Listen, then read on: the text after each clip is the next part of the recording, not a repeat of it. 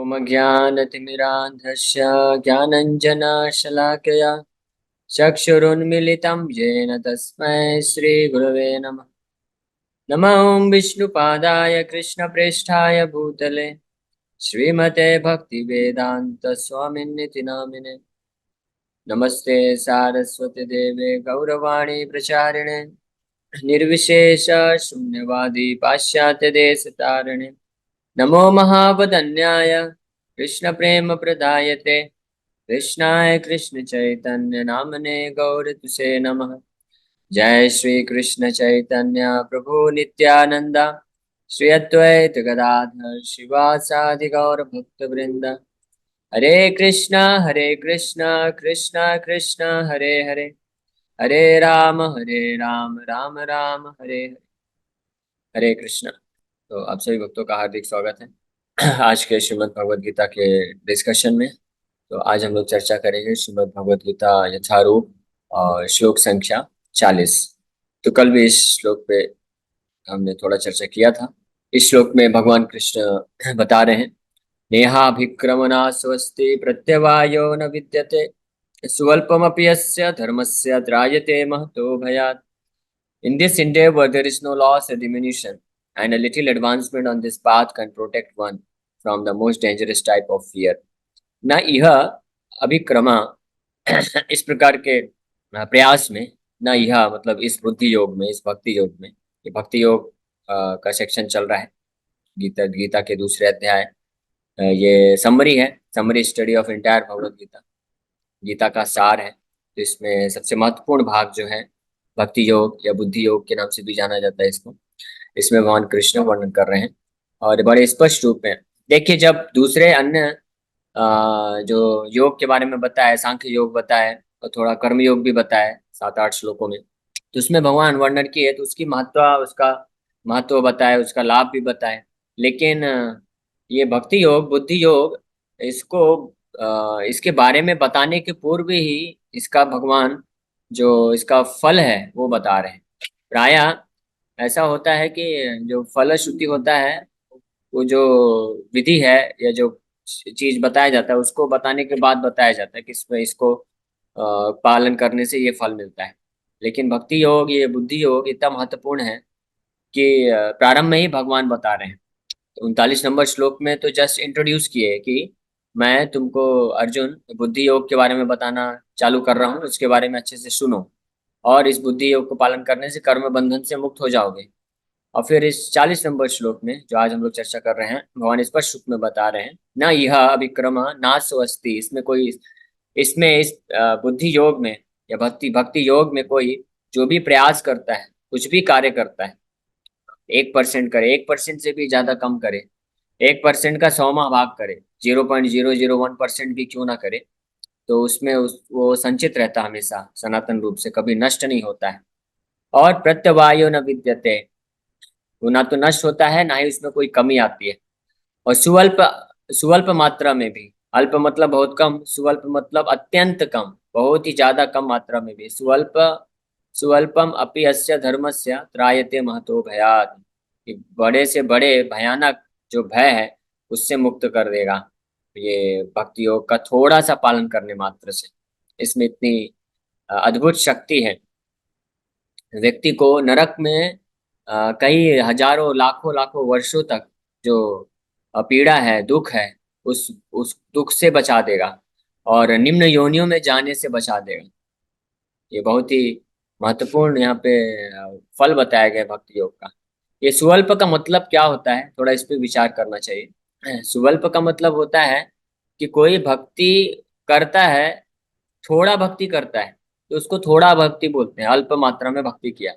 सुअल्प का मतलब समझना चाहिए कि कोई व्यक्ति है जो भक्ति करता ही नहीं है, केवल किसी न किसी कारण से, किसी न किसी तरीके से किसी भक्त के संपर्क में आ जाता है बस। हाँ, उसको सुअल्प बोलते हैं, यानी वो खुद भक्ति नहीं करता है, लेकिन ऐसा व्यक्ति जो भक्ति कर रहा है उससे संबंधित हो जाता है या उसके संपर्क में आ जाता है। कुंती महारानी भी इस विषय में बताती हैं भागवत में कि शृण्वन्ति गायन्ति अभीक्ष्णशा, वो कौन सा श्लोक है, अचिरेण तावका, श्लोक का प्रथम लाइन याद नहीं आ रहा है। तो उसमें बताती हैं कि जो भक्त आपका नित्य रूप से गायन करते हैं, आपके नाम का श्रवण कीर्तन करते हैं, यानी श्रवण करते हैं या कीर्तन करते हैं या स्मरण करते हैं, तो उनको तो आपके चरण कमल बहुत आसानी से प्राप्त हो ही जाते हैं। यह चौथा कैटेगरी बताती हैं कुंती महारानी कि अगर कोई ये श्रवण कीर्तन और स्मरण ये नहीं करता है, लेकिन अभिनंदनती, वो अभिनंदन करता है, यानी जो भक्त, कोई दूसरा भक्त भगवान का अच्छे से भक्ति कर रहा है, शुद्ध भक्ति मार्ग में लगा हुआ है, श्रवण कीर्तन करता है, तो उसका बस थोड़ा सा प्रशंसा कर देते हैं। प्रशंसा मतलब उसको अच्छा मान लेते हैं, हाँ कि देखो ये कितना अच्छा भक्ति कर रहे हैं, हम लोग नहीं कर पा रहे हैं। तो इतना करने मात्र से भी कुंती महारानी बोलती हैं वो आपको जीत लेता है और आपको प्राप्त कर लेता है। जैसे एक कथा आती है कि एक बार एक क्षेत्र में एक ब्रह्मचारी रहता था, ब्राह्मण है, ब्रह्मचारी है, तो नियमित रूप से गीता का पाठ किया करता था। तो उसके रोड के उस पार सामने एक वैश्या रहती थी, और वैश्या का काम है वो अपना जो भी है धंधा पैसे कमाती थी गलत तरीके से। तो वो वैश्या लेकिन हमेशा सोचती रहती थी कि ये जो ब्राह्मण ब्रह्मचारी था, ये गीता का पाठ करता था, शुद्ध आचरण तरीके से भगवान का पूजा पाठ करता था, तो उसके मन में हमेशा रहता कि देखो ये कितना सौभाग्यशाली है, इनको इतना अच्छा सौभाग्य मिला है कि मनुष्य जीवन में ये ब्राह्मण के परिवार में पैदा हुए हैं, ब्रह्मचारी हैं और पूरी तरह से भगवान के सेवा में लगे हैं, भगवान के ग्रंथों का अध्ययन करते रहते हैं। मेरा जीवन तो कितना पापी है, मुझे तो ना चाहते हुए भी इस जीवन को चलाने के लिए इस प्रकार का गलत काम करना पड़ता है। तो बस इतना वो सोचती रहती थी और पूरा जीवन उसका पाप में ही चला गया। लेकिन इसका रिजल्ट क्या हुआ, मृत्यु के समय में उनको यमदूत लेने नहीं आए, उनको जो है उन्नति प्राप्त हुई आध्यात्मिक जीवन में, यानी अगले जन्म में फिर उनको कुछ अच्छा परिवार में जन्म मिला और वहां से वो भक्ति करके आगे बढ़ सके। अजामिल के केस में हम लोग देखते हैं, अजामिल ने क्या किया था, सुअल्प बस नारायण का नाम पुकारा था मृत्यु के समय में। वो भी नारायण सोच के नहीं पुकारा था, भगवान नारायण है मुझे बचाओ ये सोच के नहीं पुकारा था। वो तो ये सोच के पुकारा था कि उसके बच्चे का, छोटे बच्चे का नाम था नारायण, तो क्योंकि दिन भर हमेशा छोटे बच्चे के प्रति ज्यादा आसक्ति लगाव होने के कारण हमेशा नारायण को ही पुकारता रहता था। नारायण इधर आओ, नारायण खाना खाओ, नारायण मेरे लिए पानी लेके आओ, नारायण ये करो वो करो, सब नारायण नारायण नाम लेता था। मृत्यु के समय में अचानक से जब यमदूत लोग आ गए और वो घबरा गया, भयभीत हो गया, तो उसके मुख से यही निकला, नारायण बचाओ, नारायण देखो, नारायण बचाओ, अपने बच्चे को ही पुकार रहा था। लेकिन इतना करने मात्र से भगवान के विष्णु दूत आ गए वहां पे और उसको सुरक्षा प्रदान करते हैं और उसको त्रायते महतो भयात, जो बहुत बड़ा भय है, कि यमदूत लोग तो पूरा तैयार थे उसको लेके जाने के लिए, और यमदूतों ने तो पूरा उसके पाप की गिनती करा दी थी कि इसने ऐसे ऐसे पाप किए हैं, ऐसे ऐसे दुष्कर्म किए हैं, है ना। अपने जो माँ बाप हैं, ब्राह्मण परिवार में इसका जन्म हुआ था और इतने अच्छे धर्मात्मा माँ बाप, उनको त्याग दिया।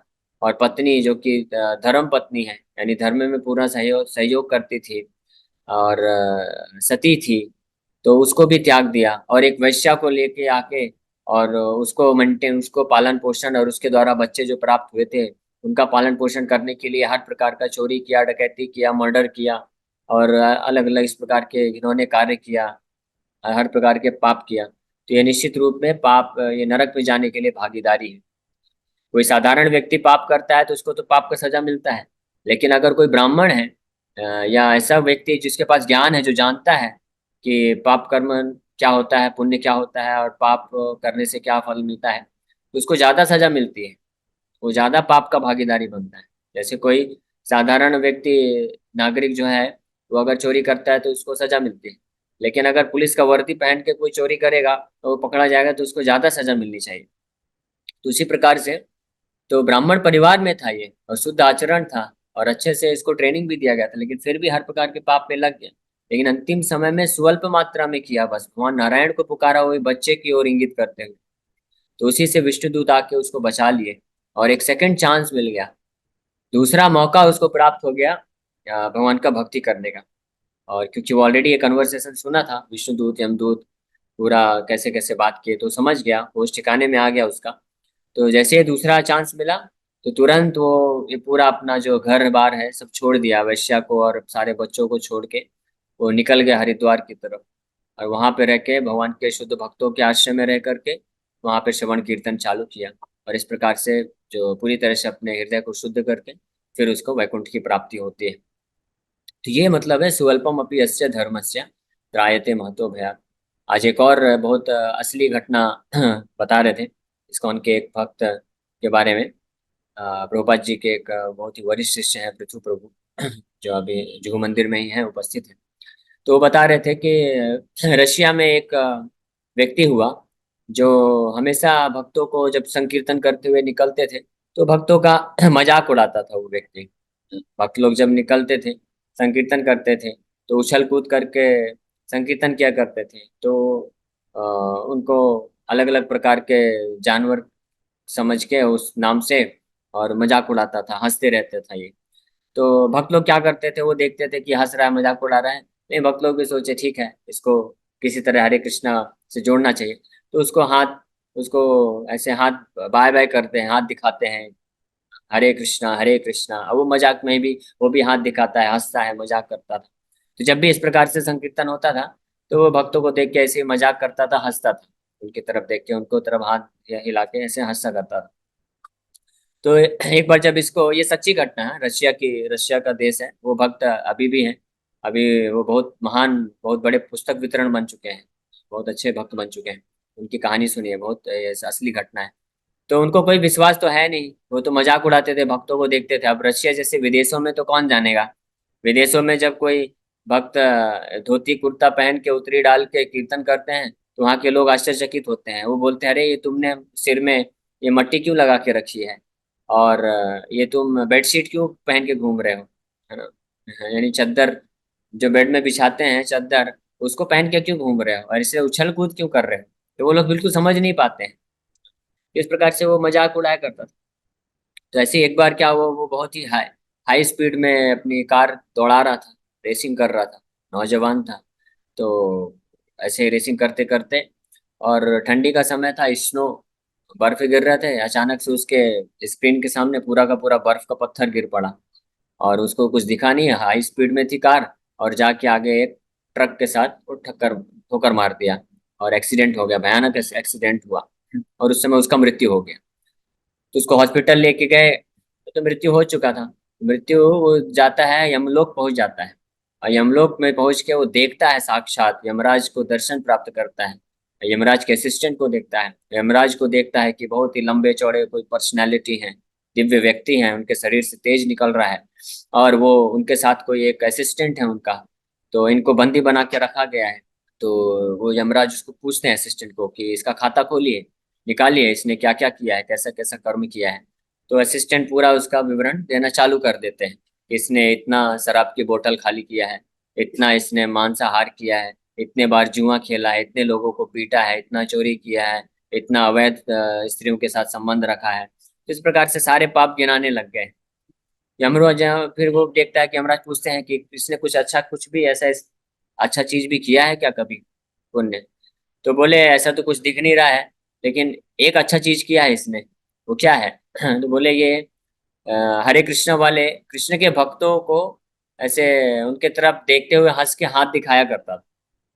तो जैसे ये नाम सुने कि कृष्ण के भक्तों के प्रति, भक्तों से संबंध हो गया, उसका कांटेक्ट हुआ था, यमराज जो है हाथ जोड़ लिए, जैसे कृष्ण का नाम सुने सारे जितने भी उनके एसोसिएट थे, यमदूत थे, सब हाथ जोड़ लिए। क्योंकि अजामिल का केस हुआ था ऑलरेडी। अजामिल का जब केस हुआ था तो अजामिल, यमदूत लोग जब आए थे यमराज के पास, तो उन्होंने प्रश्न उत्तर किया था, तो यमराज उनको फिर उसके बाद साफ साफ चेतावनी दे दिए थे कि कोई भी कृष्ण का भक्त है, उनके पास तो जाना दूर की बात है, उनके सपने में भी नहीं जाना। दूर से ही जाके प्रणाम करके चुपचाप वापस आना। ये स्ट्रिक्ट वार्निंग दिए हुए हैं। इसलिए तब जैसे वो सुने कि ये ऐसा ऐसा है इसका केस, तो पूछे कि कितने बार इसने ऐसे ऐसे कृष्ण के भक्तों की तरफ देखते हुए हाथ हिलाया था। तो पूरा काउंट करके बताए, हाँ 27 बार इसने ऐसे ऐसे मजाक में हाथ दिखाया था। तो वो बताया यमराज उसको कि देखो, तुम्हारा ये सौभाग्य रहा है कि तुम कृष्ण के भक्तों का कीर्तन करते वक्त तुमने उनको जो है दर्शन किया, दर्शन प्राप्त किया। तो इस सौभाग्य के कारण तुमको ये पुण्य प्राप्त हो रहा है। तो फिर यमराज पूछते हैं उसको कि इसके कारण हम तुमको एक मौका दे सकते हैं, दोबारा मौका देने के लिए तैयार है, तो हम अगर दोबारा मौका तुमको देंगे तो क्या करोगे। तो इमीडिएटली बोला, अगर आप दोबारा मौका देंगे तो मैं तुरंत उनकी पार्टी ज्वाइन कर लूंगा। तो यमराज बोले तथास्तु। तो वैसे वो आईसीयू में पड़ा हुआ था। डॉक्टर लोग उसके जो सीना है छाती में चढ़ के पंपिंग कर रहे थे, प्रयास कर रहे थे इसका हार्ट बीट किसी तरह से। हार्ट बीट तो क्योंकि उसमें फ्लैट दिखा रहा था मशीन में, तो सोचे लगभग एक तो मर ही गया है। लेकिन वो प्रयास कर रहे थे तो सोचे अरे आ रहा है, आ रहा है, आ रहा है, हार्ट बीट बढ़ रहा है, लाइफ आ गया, ये जीवित है, जीवित है, जी चुका है, जी गया, जी गया। तो डॉक्टर लोग सोचते हैं कि उन्होंने पंपिंग कर करके या कुछ प्रयास करके हार्ट बीट को बढ़ा दिया है और जीवन में आ गया। लेकिन वास्तव में यमराज ने वहां से छुट्टी दिया, तो वापस से जीवात्मा आया शरीर में, और वो फिर जो जीवित हो गया। और जैसे ही वो हॉस्पिटल से निकले तुरंत जाके हरे कृष्णा मंदिर में ज्वाइन हो गए और बहुत बड़े बुक डिस्ट्रीब्यूटर बने। फिर अपना पूरा जीवन प्रभुपाद जी के लिए समर्पित कर दिए और प्रभुपाद जी का प्रचार करने लगे। तो एक ऐसी असली घटना है। ऐसी और भी कई घटनाएं हैं, ये केवल एक है। इसमें यहाँ पे तो भक्त ने, ये जो व्यक्ति हैं रशिया के, इन्होंने तो कुछ भक्ति नहीं किया था, बल्कि मजाक मजाक में ही हाथ हिलाते थे और भक्तों का संकीर्तन करते हुए दर्शन करते थे और मजाक में ही हरे कृष्णा बोल देते थे।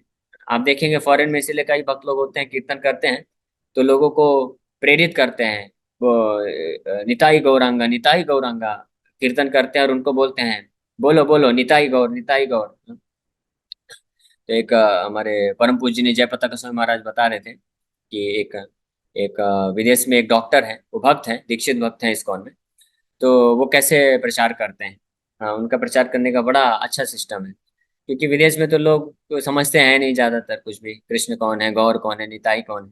तो जो भी पेशेंट आता था तो उसको ट्रीटमेंट देते थे और उसको बोलते थे कि ये ट्रीटमेंट तभी सक्सेसफुल होगा आपका जब मैं जो एक एक्सरसाइज है वो आपको करना पड़ेगा। क्या एक्सरसाइज करना पड़ेगा? आपको कुछ जो है शरीर से संबंधित कुछ सब साउंड वाइब्रेशन शब्द बोलने पड़ेंगे। तो क्या क्या बोलना पड़ेगा? तो बोले घुटने को नी बोलते हैं, नी है, तो ये नी है और इधर टाई लगा रहता है, तो आपको बोलना है नी टाई गो रन गो।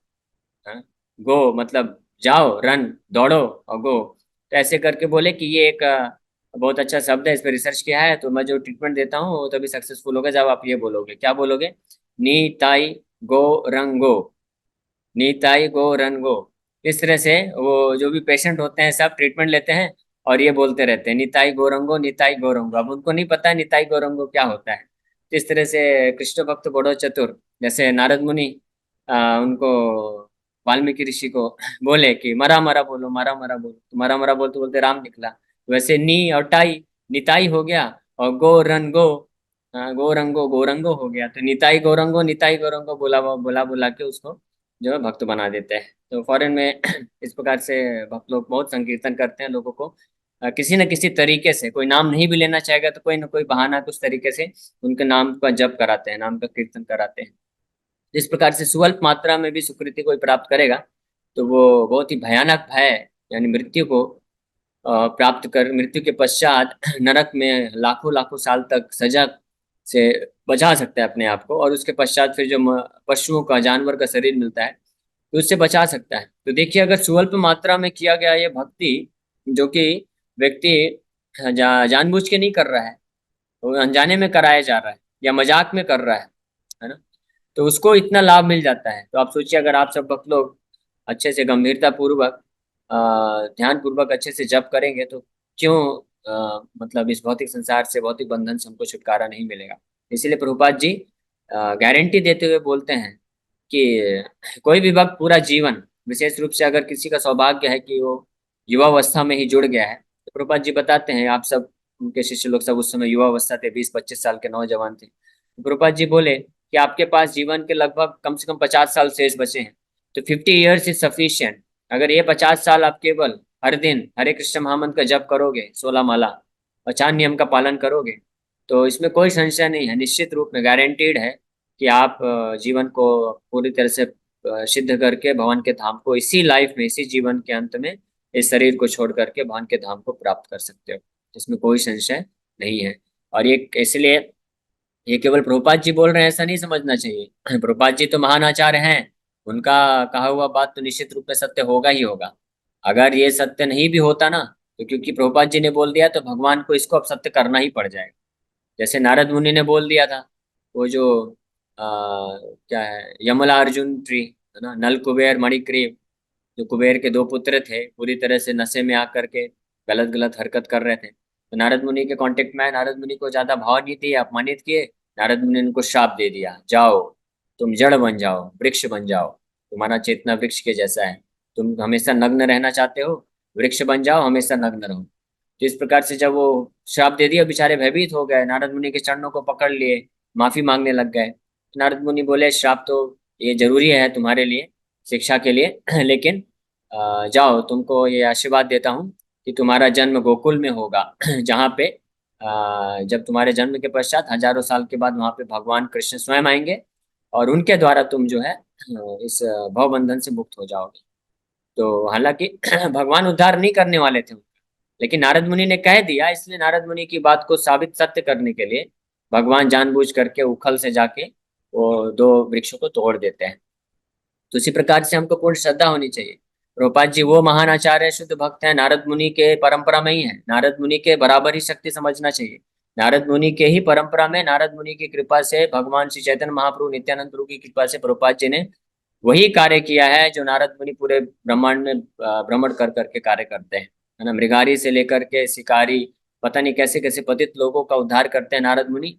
उसी प्रकार से प्रभुपाद जी भी जगाई मधाई जैसे और हिप्पी जैसे अमेरिकन जो और यूरोपियन और वेस्टर्न कंट्रीज में जो लोग हैं उनका उद्धार कर रहे हैं, तो उतनी ही शक्ति रखते हैं। तो वो निश्चित रूप में सत्य है। तो जो भी इस पे विश्वास करके अपना पूरा जीवन देगा भगवान के नाम के जप करने में, चार नियमों का पालन करने में, सेवा करने में, भगवान के बारे में श्रवण कथा करने में, इसमें कोई संशय नहीं है कि ये जीवन उनका आखिरी जीवन होगा और वो भगवान के धाम को प्राप्त कर सकेंगे। तो इसमें कोई संशय ना रह जाए तो इसलिए हम इस श्लोक में देख सकते हैं, भगवान स्वयं इस श्लोक में बोल रहे हैं बड़े स्पष्ट रूप में कि स्वल्प मात्रा में भी किया हुआ भक्ति का कोई कार्य व्यक्ति को इतने बड़े भय से बचा सकता है, उसको नरक जाने से बचा सकता है, और पशु योनियों में जाने से बचा सकता है, वापस से मनुष्य जन्म दिला सकता है। सोचिए, ये मनुष्य जन्म इतना दुर्लभ है कि कई कई लाखों लाखों करोड़ों करोड़ों वर्ष के बाद ये मनुष्य जन्म मिलता है, लेकिन वो बड़ी आसानी से उस व्यक्ति को मिल जाएगा जो स्वल्प मात्रा में कोई भक्ति का कार्य कर देता है। तो अगर स्वल्प मात्रा में करने से ये लाभ है, तो सोचिए अगर कोई सावधानी पूर्वक रूपाल जी के शिक्षाओं पे आधारित होकर के भक्ति करेगा, तो उसको क्यों नहीं भगवान का धाम की प्राप्ति होगी, इसमें कोई संशय नहीं है। ऐसे अनेकों अनेकों घटनाएं हैं, एग्जाम्पल्स हैं, जिसमें ये पता चलता है। कई ऐसे विदेशी भक्त हुए हैं जो जिनके परिवार वाले भक्ति नहीं किए, लेकिन क्योंकि वो भक्त बन गए तो उनके घर पे रहने से, उनके संपर्क में आने से वो भोग लगा के प्रसाद खाते थे, तो उनको भी खाना पड़ता था। कुछ न कुछ ये न के न प्रकार है, न किसी न किसी कारण से वो जो है भक्त के साथ जुड़ने से उनका भी थोड़ा थोड़ा भक्ति जो है हुआ। तो उसके प्रभाव से ऐसा पाया गया है कि भक्तों के घर में जो लोग शरीर भी छोड़ते हैं तो उनको भी अच्छी सदगति प्राप्त होती है। तो इस प्रकार से ये प्रमाणित होता है कि स्वल्प मात्रा में भी ये भक्ति करने का ये लाभ। और यहाँ पे भगवान बड़े ही स्पष्ट रूप में इनकरेज कर रहे हैं हमको, बता रहे हैं कि हमको इसलिए ये भक्ति योग का पालन करना चाहिए, इसको कभी छोड़ने नहीं चाहिए। तो हम लोग यहीं पे विराम करते हैं, कल इसका तात्पर्य और पढ़ के थोड़ा और चर्चा इस पे करेंगे, क्योंकि अभी 2 मिनट बचा है तो तात्पर्य थोड़ा बड़ा है। तो अभी क्वेश्चन आंसर ले लेते हैं, किसी भक्त का कोई प्रश्न है तो पूछ सकते हैं। हरे कृष्णा कृष्ण कृष्ण हरे हरे राम हरे राम राम राम। प्रभु जी, एक बात समझनी थी। जैसे अभी हम घर गृहस्थी है, तो हमारी फैमिली है, रिलेटिव्स है। तो कुछ भक्त ऐसे हैं, मतलब कुछ रिलेटिव्स ऐसे या कुछ घर वाले ऐसे हैं कि वो सीधी तरीके से भक्ति को स्वीकार करने में थोड़ा टाइम लगाते हैं। तो हम उनको कुछ कंडीशंस लगा के भक्ति में लेके आते हैं, तो क्या वो गुनाह तो नहीं है ना? नहीं नहीं, वो अच्छा है। आप कंडीशन लगाइए या कुछ प्रलोभन दीजिए या कुछ चतुराई से नाम जप कराना चाहिए, भक्ति कराना चाहिए। जैसे मैं तो वो एग्जाम्पल भी दिया, विदेश में कैसे वो डॉक्टर जो भक्त हैं वो अपने पेशेंट को भक्ति में लाने के लिए नीताई गौरंगो बोल के निताई गौर का नाम जप करा रहे हैं। इससे धीरे धीरे वो लोग जब हृदय शुद्ध होगा तो अपने आप भक्ति के प्रिंसिपल्स को भी स्वीकार कर लेंगे। तो इसलिए किसी न किसी तरीके से हमको लोगों को इनकरेज करना चाहिए हरिनाम संकीर्तन में भाग लेने के लिए, नाम जप करने के लिए, कैसा भी हो जाए। लेकिन जब हम भक्ति में जुड़ते हैं तो फिर हम जब हम स्वीकार कर लेते हैं भक्ति मार्ग को, तो हमको उस लेवल पे नहीं रहना चाहिए, हमको और आगे बढ़ना चाहिए। फिर नाम जप हमको कैसे करना है, क्या भाव होना चाहिए, है ना, वो सब ध्यान में रखते हुए फिर धीरे धीरे प्रगति करनी चाहिए। हाँ, मैं राजीव पांडे रांची झारखंड से बोल रहा हूँ। मैं प्रभु जी, हाँ हाँ ऐसा है कि बोलिए। मैं डिफेंस में हूँ, और थोड़ी सी ऐसा होता है कि जो वैष्णव तिलक लगाता हूँ। और हाँ क्योंकि जो गवर्नमेंट सर्विस है, डिफेंस है, तो तिलक अलाउ नहीं करता है। तो क्या वो मैं, मतलब जो मैं 12 जगह तिलक लगाता हूँ तो लगा लेता हूँ, क्योंकि वो छिपा रहता है। लेकिन जो सर पे तिलक वो तो दिखता है। इसमें हमारे जो अफसर्स तो लोग उसके हैं लिए, उसको ऑब्जेक्शन होती है। हाँ तो ठीक है, तो ऐसे केस में आप क्या करिए, जो सर पे तिलक लगा रहे हैं ना, तो आप हाँ जी। वो पानी से लगा लीजिए। पानी से ओम केशवाय नमः बोल के लगा लीजिए। अब बाकी 12 जगह जो है पूरा गोपी चंदन से तिलक लगा लीजिए। ठीक। जी जी प्रभु जी, तो वो भी ठीक प्रभु। वर्क करेगा। हरे हरे कृष्ण। कृष्ण। यस अनुज प्रभु। ठीक है योगेश प्रभु। हरे कृष्णा प्रभु। हाँ यस माता जी। प्रभु मैं क्या बोल रही हूँ कि अगर ब्रह्मचारी एक भक्त को गुस्से में निकाल दिया, अगर कुछ बोल दिया प्रभु, तो क्या करना चाहिए? भक्त को मंदिर छोड़ देना चाहिए? मैं समझा नहीं, मतलब मंदिर से निकाल दिया कोई? जैसे कि प्रश्न प्रभु नहीं समझा। गुस्से में, जैसे प्रभु की जैसे हमसे भी गलती हो गया, भक्त से भी गलती हो गया, तब ब्रह्मचारी डांट दिए, दोनों को डांटे, तो बोले अच्छा कि अच्छा हाँ ठीक है, गुस्से समझ में गया। बोल। हाँ। ओके ओके, समझ गया आपका प्रश्न। तो ठीक है, कई बार व्यवस्था को ध्यान में रखते हुए अगर कोई गलती करता है तो उसको शिक्षा करने के हेतु डांटा जा सकता है, गुस्सा दिखाया जा सकता है। जैसे टीचर होते हैं, माँ बाप होते हैं, बच्चों को सुधारने के लिए, उनको डिसिप्लिन में लाने के लिए, वो ताकि अच्छे से पढ़ाई कर सके समय पे, तो डांटते हैं, गुस्सा करते हैं। तो उसी प्रकार से कोई भक्त, जो उनके अंडर में कोई भक्त अगर होते हैं, तो वो अगर अच्छे से नहीं लेते, आलसी बन जाते हैं, मंगला आरती नहीं करते हैं, समय पे सेवा नहीं करते हैं, या साधना भक्ति नहीं करते हैं, मंदिर में रह रहे हैं, लेकिन आप सोचिए इतने हजारों भक्त हैं जो बाहर रह के भी 16 माला करते हैं, लेकिन अगर कोई मंदिर में रह के भी 16 माला ना करे, सुबह सुबह मंगला आरती में ना आए, 8 बजे 9 बजे 10 बजे सो के उठे, तो ऐसे व्यक्ति पे तो थोड़ा क्रोध तो जायज है ना, तो क्रोध कर सकते हैं, उनके हित के लिए है, भले के लिए है। और फिर भी वो नहीं सुधरते हैं तो कुछ समय के लिए उनको बोलते हैं ठीक है, क्योंकि वो बोलते हैं ना, घर की मुर्गी दाल बराबर, कि वो मंदिर में रह के फैसिलिटी लेके वो बहुत ही ढीले पड़ गए, आलसी हो गए, माँ तो नहीं समझ रहे हैं कि मंदिर का एसोसिएशन क्या है। तो ऐसे भक्त अगर कुछ समय के लिए बोलते हैं आप जाओ बाहर, एक बार देखो, बाहर रह के आप भक्ति करने का प्रयास करो, तो शिक्षा के हेतु इसमें कोई गलत नहीं है, लेकिन उद्देश्य सही होना चाहिए। क्रोध गलत नहीं है, लेकिन उद्देश्य उसका सही होना चाहिए। हाँ हाँ, मेरा एक और प्रश्न था। जैसे कभी कभी बहुत टफ टाइम आता है, कभी काम की वजह से टाइम नहीं मिलता है, या कभी बहुत काम करने की वजह से ना आलस आ जाता है, और उस टाइम हम प्रॉपरली भक्ति नहीं कर पाते और बहुत ज्यादा एंजाइटी में चले जाते, तो ऐसे टाइम में प्रभु जी क्या ओके, करना चाहिए? ऐसे टाइम पे बेस्ट सोल्यूशन है कि आपको भक्तों के संग में आके नाम जप करना चाहिए। मंदिर में आइए, भक्तों के संग में रहिए, विशेष रूप से आप मुंबई में हैं जुहू मंदिर में, तो प्रभुपाद जी का क्वार्टर है, प्रभुपाद जी वहाँ पे हमेशा रहते हैं, तो उनके सामने बैठ के जप करिए, तो इससे आप निकल पाएंगे बाहर। ठीक है। ओके। हरे कृष्णा। हरे कृष्ण। ऐसा है नहीं, हाँ क्योंकि हम लोग का खाना जो होता है मेस में बनता है। क्योंकि मैं तो बहुत दिनों से लहसुन प्याज छोड़ दिया हूँ। लेकिन मेस में जो खाना बनता है तो उसमें क्या बोलता हूँ, तो लहसुन प्याज का जो लटघट जो होता है वो तो हो ही जाता है। तो ग्रहण ना, ग्रहण तो नहीं हो रहा है, लेकिन सटता है इधर उधर, तो कोई फर्क नहीं पड़ता है ना। हाँ, आसपास तो खाते हैं जो मेस में खाना बनती है, हम लोग को जो डिपार्टमेंट में जो मेस में खाना बनती है हाँ, तो नहीं, उसको उसको तो आप बहुत। नहीं, जो वो खाने दीजिए।